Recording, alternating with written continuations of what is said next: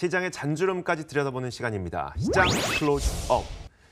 자, 오늘 금요일이죠. 1년의 마지막 거래일이 이제 금요일인데 금요일마다 모시는 이분과 함께하게 돼서 저도 굉장히 기쁩니다. 염승환 차장의 염청난 전략 이분과 함께하죠. 이베스트 투자증권 IM 영업팀 염승환 차장 나오셨습니다. 어서 오세요. 네, 안녕하세요. 네. 사실 차장님은 사실상 제가 잡은 거나 마찬가지인 것 같아요. 이름을 이제 코너 이름은 염승환 차장의 염청난 전략으로 지으면서 올 한 해 참 수고 많이 하셨습니다. 네. 내년에도 참 잘 도와주시길 바라겠고 일단 그 올해 증시가 왜 이렇게 힘들었는지 1년 동안 거의 600포인트나 코스피 기준으로 600포인트 정도가 떨어졌으니까요. 왜 이렇게 힘들었는지를 한번 돌아볼 텐데요. 뭐 대내적인 변수도 있었고 대외적인 변수도 있었고 그랬죠. 네, 그러니까 뭐 올해 아시겠지만 사실 좀 그 글로벌 이제 전체적으로 봤을 때 한국이 뭐 사실 거의 꼴찌 수준이고요. 네. 뭐 중국하고 터키, 한국이 이게 코스피 기준 한 17% 정도 빠졌고. 네. 근데 오른 나라도 있어요. 저는 오른 나라가 없을 줄 알았는데 조사를 어디예요? 해보니까 브라질, 러시아는 올랐습니다. 아, 이게 왜 그랬냐고 좀 이게 그 원인 파악을 해보니까 보통 미국에서 그러니까 그 중국이 미국에서 원유라든가 에너지 수입을 많이 했는데 네네. 무역 분쟁이 있다 보니까 이쪽 이제 반사이익을 얻은 거예요. 브라질이나 이쪽에서 네네. 오히려 원자재 수입이 좀 많아가지고 좀 맞아요. 그런 분석들이 좀 있었고 또 의외의 국가가 인도였습니다. 인도가 사실 고성장하는데 미중 무역 분쟁하고 별 상관이 또 없는 나라다 네네. 보니까 그랬는데 어쨌든 한국은 좀 최악의 수익률을 기록한 좀 한 해 10년 만에 거의 한 17%니까 예전에 2008년도 금융위기 이후로 가장 많이 빠졌다라고 보시면 좋을 것 같고 일단 여러 가지 악재들이 있겠지만 뭐 다들 아시겠지만 대외적으로는 뭐 미중 무역 분쟁이 역시 6월부터 불거진 게 컸었고 또 미국이 금리를 작년에 어쨌든 그러니까 올해 한 4번 올리면서 네네. 굉장히 긴축 속도를 가파르게 가져가니까 그렇죠. 달러가 생각했던 것보다 너무 강했던 거예요. 네. 그래서 이제 외국인 자금 이탈도 있었고 중국의 성장률도 자꾸만 뒷걸음질 치고 있고 이런 것들이 좀 한국의 악재로 작용했고 또 대내 부분으로는 우리나라 이익 성장률이 아시겠지만 4분기 들어서 급격하게 이게 둔화되는 네. 모습이 감지됐고 또 이익과 관련해 가지고 반도체 비중이 너무 높은데 네. 뭐 최근에 반도체 또 너무 안 좋잖아요. 그렇죠. 네. 그런 것도 작용했고 또 역시 고질적인 저배당. 아, 그러니까 저평가는 맞는데 네. 배당을 많이 안 주니까 그러니까요. 이게 계속 할인을 받는 거고요. 또 바이오 아시겠지만 분식회계 리스크 이런 것들이 사실 우리나라는 반도체 바이오 2개만 올라가면 증시 무조건 급등합니다. 네네. 아시겠지만 근데 지금 이 상황이 또 이렇게 될 수밖에 없었고 또 연기금이 해외 쪽으로 주식 비중 늘리면서 국내 주식은 2020년까지 계속 축소하기로 했거든요. 네네. 이것도 수급적으로 좀 악재였는데 어쨌든 이런 부분들이 좀 부담으로 작용을 하면서 안 좋았지만 그런데 이런 상황 속에서도 2018년도에 올랐던 업종은 분명히 있습니다. 거기서 좀 여러분들이 또 나중에 투자 포인트 찾으시면 좋겠는데 뭐 이렇게 제지 골판지 업종 중국이 폐지 수입 금지하면서 네네. 급등했고 조선주 LNG선 수주가 예상보다 굉장히 많이 나와가지고 뭐 대우조선해양 같은 경우는 올해 주가가 한 2.5배나 올랐거든요. 네. 굉장히 좀 좋았고 또 친환경차 최근에 수소차까지 그리고 엔터주 JYP 아시죠? 만년 3등 그렇죠. 기업이 시총 1위까지 엔터주 어마어마한 뭐 트와이스 효과라고 하는데 어쨌든 거기에 또 유튜브에 우리가 흔히 게임용으로 버프를 받았다 그러는데 네네.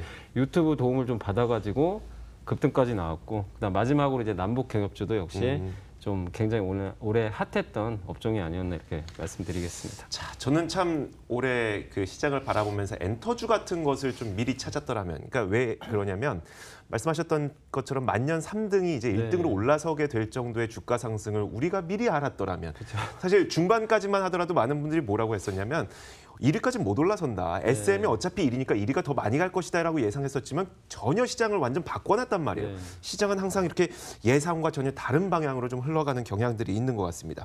자, 저희가 그 자세한 내용은 잠시 후에 투자 전략을 통해서 공개해드리도록 하겠고 대외적인 요인을 좀 살펴보도록 하죠. 사실 그 미국 증시가 최근 들어 23% 넘게 빠졌나요? 그러면서 이제 미국 증시는 또 20% 넘게 급락하게 되면 약세장에 진입했다라고 평가를 하니까 요즘 이거 약세장에 진입했다고 진짜 다들 생각하나요? 어떻습니까? 그러니까 20% 빠졌다고 과거에도 이렇게 조사를 해보면 네. 그게 무조건 뭐 경기 침체 가고 약세장 간 경우는 사실 반반이었어요. 네. 그러니까 1980년 이후로 8번 있었다고 하는데 그중에 4번은 대세하라. 네. 4번은 오히려 다시 고점 뚫어버렸습니다. 그러니까 그 정도로 반반의 반반이네요. 확률이라 너무 그 수치에 민감하실 필요 없고 근데 전반적으로 20%가 빠졌다는 게 이제 약간 공포감이 드는 거예요. 네네.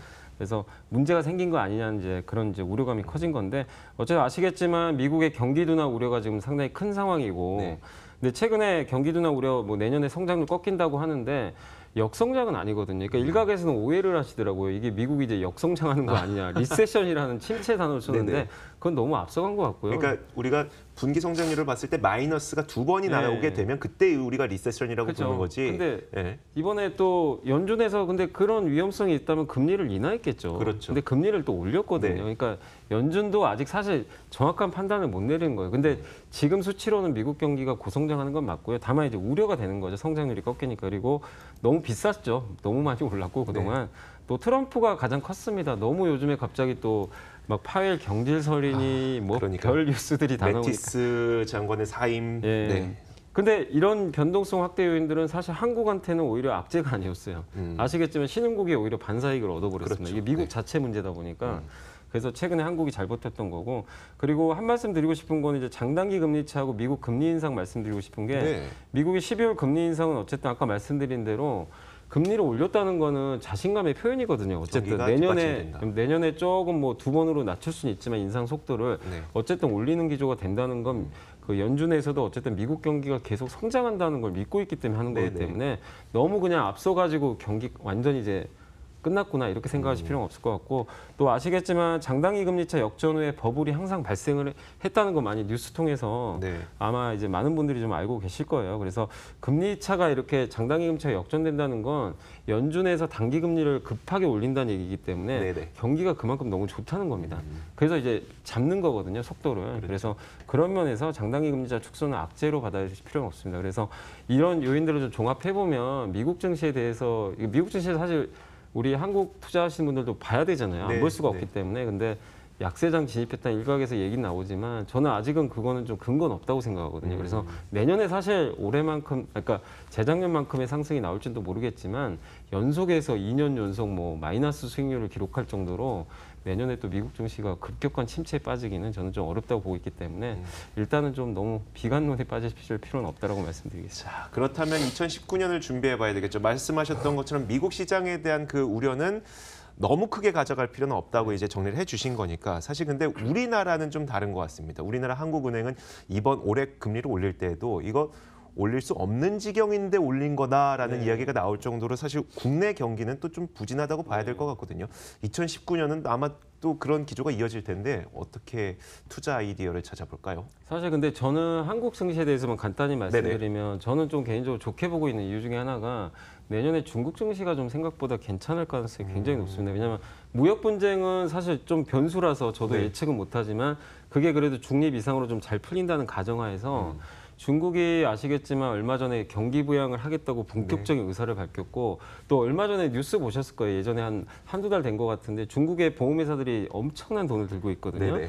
그 자금을 이제 중국 정부에서 주식시장에 쏟아부어라라는 그런 어느 정도 정책적인 지시가 내려왔는데 그 자금 규모가 뭐 우리나라 돈으로 따지면 뭐 거의 어마어마한 한 3천조가 넘는 것 같아요. 그러니까 그거를 당장 뭐 다 쏟는다는 건 아닌데 네. 이게 금액 자체가 어마어마하거든요. 그러니까 우리 시장 다 사고도 남는 네, 돈. 우리 한국하고는 비교가 안 네, 되는 그러니까요. 거죠. 사실 이 금액이라는 게 네. 중국의 뭐 은행이 갖고 있는 자산도 어마어마하니까. 네. 근데 보험만 그 정도인데, 그러니까 어마어마한 지금 자금을 부으면서 자산 시장을 부양시키겠다는 의지가 지금 최근에 굉장히 강하거든요. 그러니까 결국 그렇게 되면 중국이 예전에 일본 그 중앙은행이 일본 ETF 사가지고 증시 부양한 적이 있거든요. 성공을 했어요. 네네. 근데 중국도 이제 그 비슷한 효과를 노리는 거거든요. 그러면 바로 옆 나라인 한국은 중국 증시 굉장히 민감하게 반응하기 때문에 미국이 조금 안 좋다 하더라도 저는 중국에 좀 희망을 갖고 있습니다. 그래서 증시 관점에서 그런 거 한번 좀 체크해 보시면 좋을 것 같고 네. 그다음에 업종으로 봤을 때는 지금 애플과 삼성전자 시가총액이 고점 대비 한 30% 이상 급감을 한 걸 아실 거예요. 네네. 근데 지금 미국의 지금 어떻게 보면 시가총액 1위가 마이크로소프트로 맞아요. 바뀌었습니다. 네. 그러니까 결국엔 제조업보다는 그러니까 스마트폰이라든가 이런 걸 통해서 이제 뭐 제조업을 통해서 돈을 벌던 회사들은 이제 누구나 다 갖고 있는 시대가 됐습니다. 네네. 근데 이걸 이용해서 이 스마트폰을 가지고 이용해서 뭔가 돈을 벌 수 있는 사업을 만드는 회사들 있지 않습니까? 아마존도 전자상거래도 그렇죠. 그렇게 될 수가 있을 것 같고 또 최근에 뭐 뉴스 보셨겠지만 e스포츠라고 많이들 좋아하실 거예요. 네. 그 미국의 메이저리그라든가 이런 쪽보다 시청자 규모가 어마어마합니다. 아, 더 많아요 요즘에. 훨씬 많은데 그래요? 매출액은 그만큼 안 나오거든요. 그러니까 성장 초기라는 거예요. 네네. 그러니까 그런 것들 감안해봤을 때 결국 이제 말씀드린 이제 마지막 요즘이 뭐냐면 무형자산 시대로 바뀐다는 거니까 제조업보다는 이쪽을 좀 체크를 하시면서 뭐 플랫폼 또 전자상거래, 미디어, 아까 아프리카 우리나라의 또 대표적인 게 EB스포츠가 아프리카 TV 쪽이니까 네네. 그런 미디어 콘텐츠 또 친환경차, 수소차, 뭐 헬스케어 이런 무형재 쪽으로 좀 투자 포인트를 계속 잡아 나가시는 게 좀 바람직하다고 생각합니다. 알겠습니다. 자, 마지막으로 저희가 좀 짧은 전망과 투자 전략을 세워볼게요. 이제 오늘이 지나고 나면 다음 주에 2019년 장이 열리게 되잖아요. 다음 주 시장을 좀 어떻게 대응하면 좀 시장을 잘 열 수 있을까요? 최근 제가 10년간 이렇게 조사를 해보니까 뭐 뉴스도 나왔던 것 같긴 한데 네. 코스닥은 거의 100% 올랐습니다. 연초에. 연초에. 1월 초에 무조건 다 올랐어요. 맞아요. 그러니까 올해라고 다를 거는 올해는 네네. 사실 더 싸졌잖아요. 그렇죠. 그래서 저는 뭐 당연히 그 전통 이어가리라고 보고 있고요. 역시 코스피보다는 코스닥이 훨씬 더 수급적으로도 네. 유리하기 때문에 긍정적으로 보시고 역시 코스닥 간다면 바이오, 미디어 같은 성장주 일단 연초에는 어쨌든 긍정적인 시각 유지하시면서 대응하시면 좋을 것 같습니다. 네, 알겠습니다. 자, 이렇게 저희가 2018년을 정리하면서 2019년은 어떻게 대응해야 되는지 좀 긴 시각에서도 한번 살펴봤습니다. 말씀하셨던 것처럼 이제 2019년부터는 계속해서 무형자산, 뭐 우리가 흔히 소프트웨어라고 많이 이야기를 했었던 무형자산들 쪽에 이제 수익 창출이 일어날 수 있는 시기이기 때문에 이쪽에서 한번 포커스를 찾아보시길 바라겠고요. 좀 짧게 봐드렸던 것처럼 이제 코스닥 쪽이 그래도 연초에 좀 잘 나가니까 이쪽에서도 내년 초반 포트폴리오를 좀 짜보시는 것도 좋을 것 같습니다. 자, 이렇게 한 해를 정리를 해야 되겠죠. 이베스트 투자증권 IM 연구팀 염승환 차장과 함께 이야기를 나눠봤습니다. 올 한 해도 고생 많으셨습니다. 고맙습니다. 네, 감사합니다.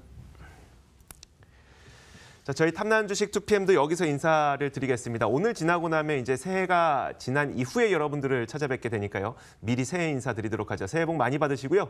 저희는 다음 주에 찾아오겠습니다. 시청해주신 여러분 고맙습니다.